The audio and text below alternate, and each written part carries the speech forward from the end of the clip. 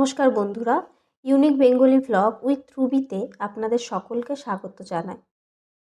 আজকের এই গল্পটি যদি আপনাদের পছন্দ হয়ে থাকে তাহলে দয়া করে একটা সাবস্ক্রিপশন দেবেন।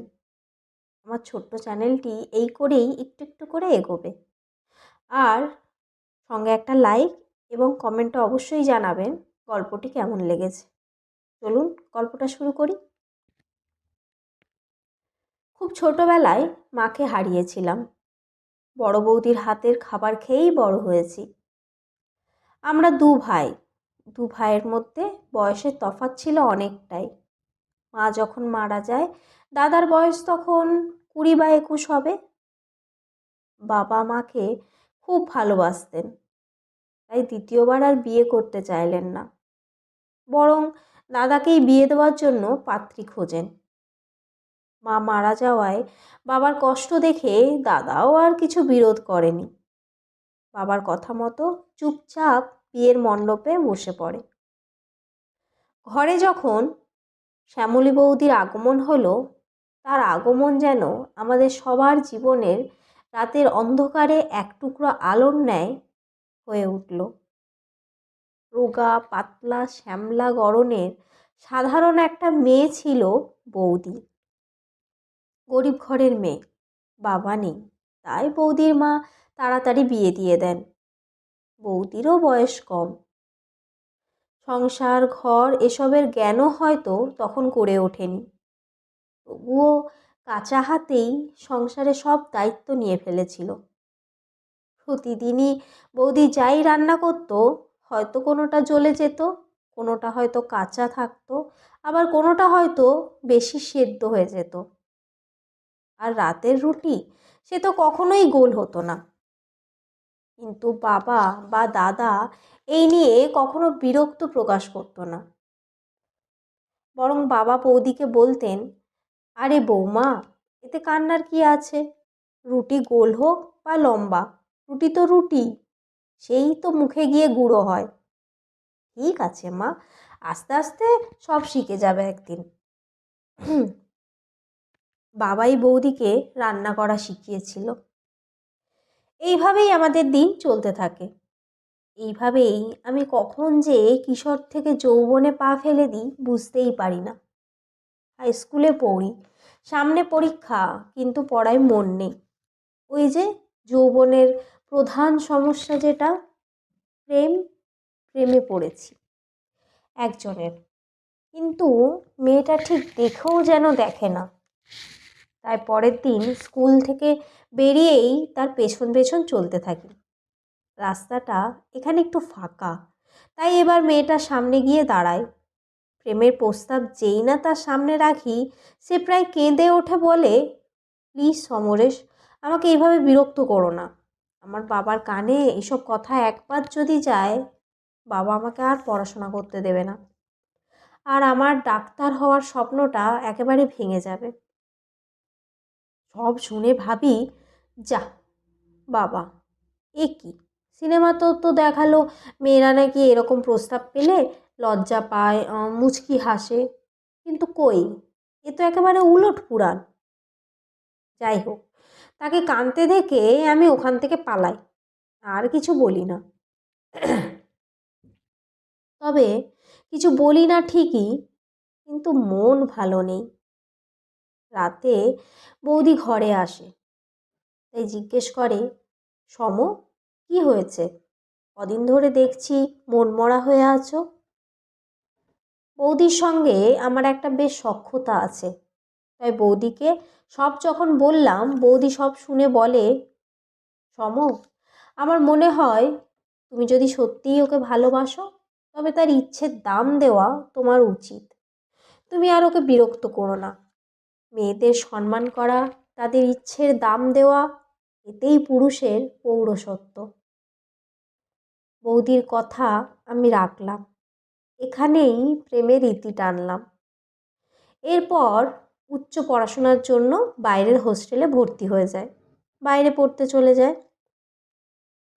এইভাবেই বেশ কয়েকটা দিন কেটে গেল। পরীক্ষার শেষ দিন, তাই হোস্টেল থেকে সেই দিন ঘরে ফিরে আসি। কিন্তু ঘরের কাছেই দেখি ঘরের সামনে অনেক লোকজনের ভিড়। আমি একটু ঘাবড়ে যাই। কি হয়েছে জানার জন্য ভিড় ঠেলে সামনে দেখি উঠোনে দাদার মৃতদেহটা পড়ে আছে। বাবা বুক চাপড়ে কাঁদছে। আর বৌদি, বৌদি তো যেন এখন একটা পাথরের মূর্তি। আশেপাশের বউরা বৌদির হাতের শাখা পলা নোয়া সব ভেঙে দিল।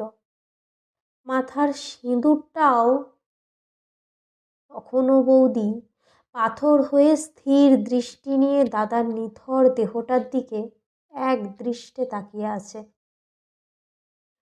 আমি ছুটে দাদা চিৎকার করে দাদার শরীরটাকে জড়িয়ে ধরলাম। আমাকে দেখে বৌদি বোধহয় জ্ঞান এলো।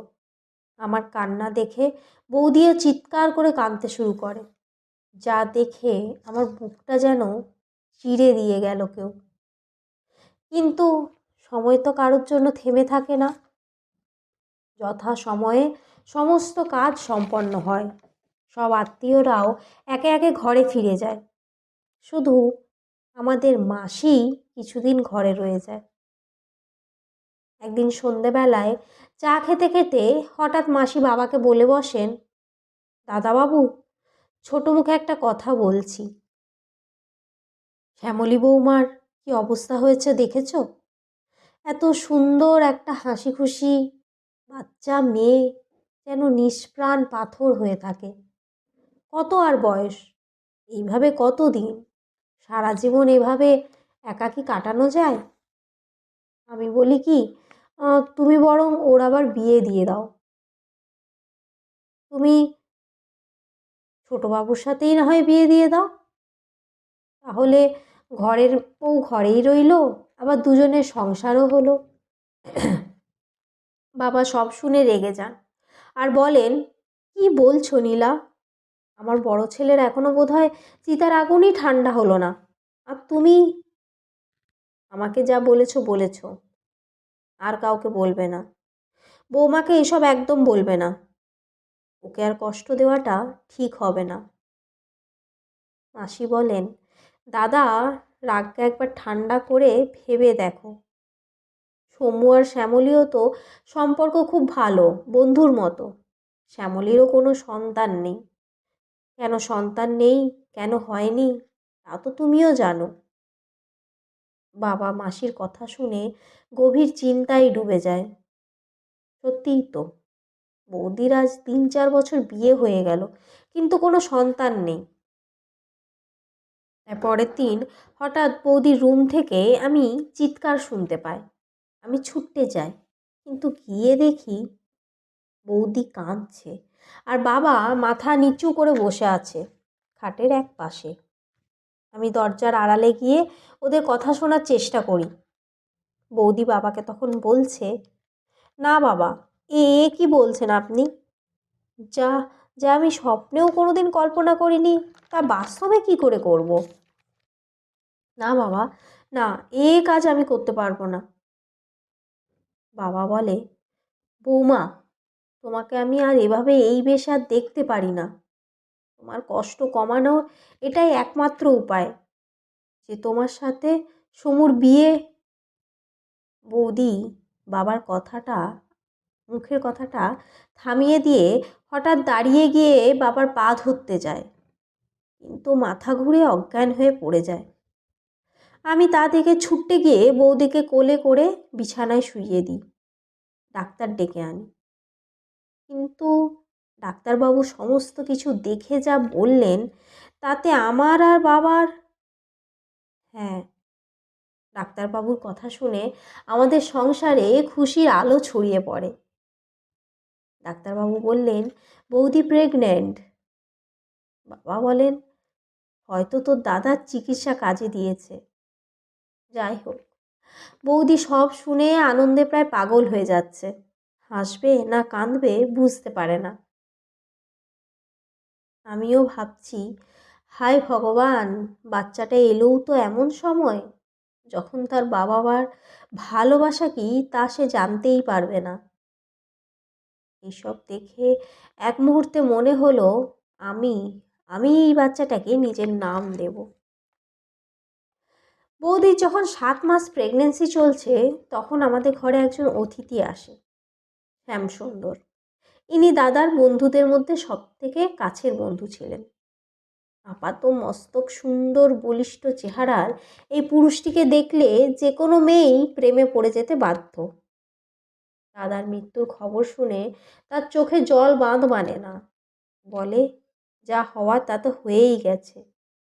সমু, তুমি এবার সবার খেয়াল রেখো, আর মনে রেখো আমি তোমার পাশে আছি। এই বলে উনি চলেই যাবেন, ঠিক তখনই কি যেন একটা মনে করে থেমে গেলেন, আর বৌদির দিকে ঘুরে তাকালেন। তাকিয়ে বললেন, শ্যামলী, বৌদি, নিজের এবং বাচ্চাটার খেয়াল রেখো। বৌদির না জানি সেদিন যে চোখে কি দৃষ্টি ছিল, যা বুঝে ওঠা খুব কঠিন। 9 মাস চলছে বৌদির। বর্ষাকাল, প্রচণ্ড বৃষ্টি হচ্ছে, অনবরত হয়ে চলেছে। তাই তাড়াতাড়ি খেয়ে সবাই শুয়ে পড়েছি। কিন্তু আমি শুয়ে ভাবছি, বৌদির চোখে কি আছে। সবসময় একটা যেন চিন্তায় থাকে, অথচ কাউকে বলতে পারে না কি তা। এমন সময় হঠাৎ দরজায় টোকা পড়ে। দরজা খুলে দেখি বৌদি পেটে হাত দিয়ে বলছে, সম, আমার খুব পেট ব্যথা করছে, তাড়াতাড়ি হসপিটাল চলো। আমি বললাম, বৌদি, এত রাতে? বৃষ্টি পড়ছে যে। যাই হোক, নিরুপায় হয়ে গাড়ি ভাড়া করে বৌদিকে নিয়ে হসপিটালে যায়। সারা রাত হসপিটালে পড়ে আছি। চোখটা লেগেছে ঠিক এমন সময় ভোর 5টার সময় নার্স এসে বললেন, কংগ্রাচুলেশন, আপনার বৌদির ছেলে হয়েছে। আমি তো আনন্দে আত্মহারা হয়ে আর নার্সকে 100 টাকা দিয়ে বললাম, দিন, কোলে দিন আমার বাচ্চাটাকে। কোলে নিন। এই যে কত তপস্যার ফল, ফুটফুটে কি সুন্দর একটা শিশু। বেলার দিকে যখন দেখি মা এবং বাচ্চা দুজনেই সুস্থ আছে, তখন আমি হসপিটাল থেকে বেরোতে যাই ঘরে ফেরার জন্য। কিন্তু হঠাৎ আমার হসপিটালে ডক্টর রায়ের সঙ্গে দেখা হয়, যিনি দাদার বন্ধ্যাত্বের চিকিৎসা করতেন। আমি ওনাকে জানাই যে তার চিকিৎসার ফলেই বৌদি আজ সন্তানের মুখ দেখেছে। কিন্তু এ কথা শুনে ডক্টর রায় একটু বিচলিত হয়ে উঠলেন। উনি বলেন, এই মুহূর্তে হয়তো তোমাকে বলা এটা উচিত হবে না, কিন্তু এটা আমার কর্তব্য, তাই বলতে বাধ্য। তোমার দাদার বন্ধ্যাত্বটা কোনো ওষুধেই কাজ দিচ্ছিল না। তার বন্ধ্যাত্ব কাটানোর কোনো উপায়ই ছিল না, তাই তোমার দাদা সুস্থ হয়ে ওঠেনি। হ্যাঁ, যদি কিছু চমৎকার হয়ে থাকে, তাহলে সেই চমৎকার আমি করিনি। এ কথা শুনে আমার পায়ের তলার মাটি যেন দুফাক হয়ে যায়। কি? তাহলে তাহলে এই শিশুটি? আমি হাজার প্রশ্ন নিয়ে ঘরে ফিরে আসি। ভাবি, বৌদি বৌদি এ কী করলো? যাকে আমি এত শ্রদ্ধা করতাম, এত ভালোবাসতাম, সেই বৌদি। এ বাচ্চা এ বাচ্চা যদি দাদার নয়, তাহলে কার? এইভাবেই 4 দিন চিন্তায় দিন কাটিয়ে দিলাম। বৌদি সুস্থ হয়ে ঘরে ফিরে আসে। আমার চিন্তায় মাথা ফেটে যাচ্ছিল। বৌদিকে জিজ্ঞেস করতেই হবে। তাই একদিন ফাঁকা পেয়ে ঘরে একলা বৌদিকে দেখে তাকে জিজ্ঞেস করি, বৌদি, সত্যি করে বলো তো, এই বাচ্চাটা কার? বৌদি এই প্রশ্ন শুনে তার চোখে মুখে বিস্ময় দেখা যায়। বৌদি চিৎকার করে কেঁদে ওঠে। আমার চোখে তার প্রতি ঘৃণা দেখে চিৎকার করে কাঁদতে কাঁদতে বলে, দোহাই দোহাই সমু, আমাকে আর নিচে নামিও না। তোমার দাদা বেঁচে থাকলে তুমি এ কথা বলতে পারতে না। আর তোমার দাদার কথা বলছো? ও তো সেই ফলের মতো যার কোনো বীজই নেই। বলতে বলতে বৌদি পুরনো দিনে চলে যায়। বলে, 3 বছরের চেষ্টায় বাচ্চা না হওয়ায় তোমার দাদা খুব মানসিক অবসাদে ভুগত। আমার সমস্ত ছোটোখাটো দোষেও আমাকে সন্তান সুখ না দেওয়ার জন্য কথা শোনাতো, আর সব সময় আমাকে কথা বলতো, আমার গায়েও হাত তুলতো। নিজের এই অক্ষমতা মেনে নিতে পারতো না কিছুতেই, কিন্তু আমিই বা কী করব? এইভাবে দিনের পর দিন কাটে। এমন সময় শ্যামসুন্দর একদিন আমাদের ঘরে আসে। তোমার দাদার সাথে সম্পর্কও তখন আমার তলানিতে যাচ্ছে, আর তা একটু একটু করে আমাকে শ্যামসুন্দরের দিকে এগিয়ে নিয়ে যাচ্ছিল।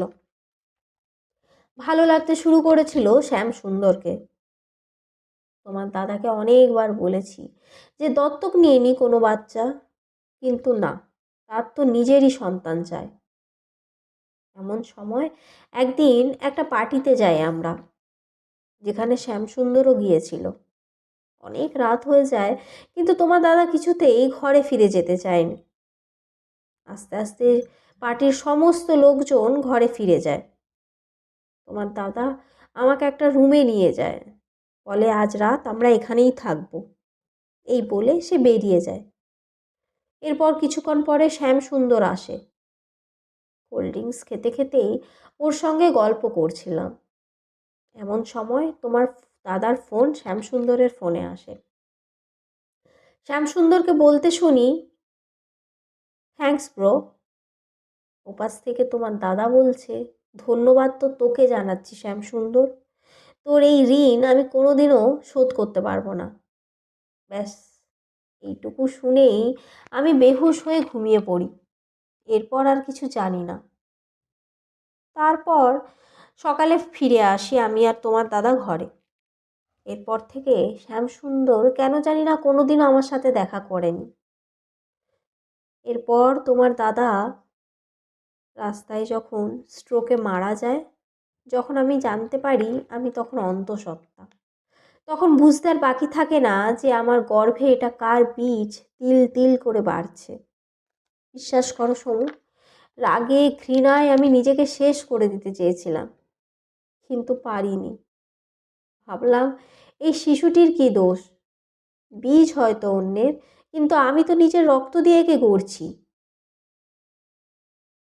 সমস্ত কথা শোনার পরে সমু লজ্জায় মাথা হেঁট হয়ে যায়। তার দাদার এই রকম কর্মকাণ্ড সে কোনোদিনও ভাবতেও পারেনি। তাই বলে, বৌদি আমাকে এতটা পর করে দিলে, একবার একবার বলতে পারতে এই কথাটা, সব কষ্ট নিজেই একা বয়ে বেড়ালে। বৌদি, আমার হয়তো এই মুহূর্তে বলাটা উচিত নয়, তবুও অনেক চিন্তা ভাবনা করে বলছি। এই বাচ্চাটার কথা ভেবে বলছি। ওকে বড় করতে, মানুষ করে তুলতে এমন অনেক সময় আসবে যখন তোমার একটা সঙ্গীর প্রয়োজন হবে। একটা শিশুর বাবা মা দুজনেরই প্রয়োজন হয়। তাই বলছি, একটু ভেবে দেখো। তুমি চাইলে আমি ওর বাবা হতে পারি, আর তোমার জীবন চলার পথের একজন বন্ধু হয়ে থাকতে পারি। শ্যামলী অনেক চিন্তা ভাবনা করে শেষমেশ সমুকেই বিয়ে করতে রাজি হয়। গল্পটি ভালো লাগলে প্লিজ সাবস্ক্রাইব মাই চ্যানেল, আর কমেন্টে জানাবেন গল্পটি কেমন লাগলো।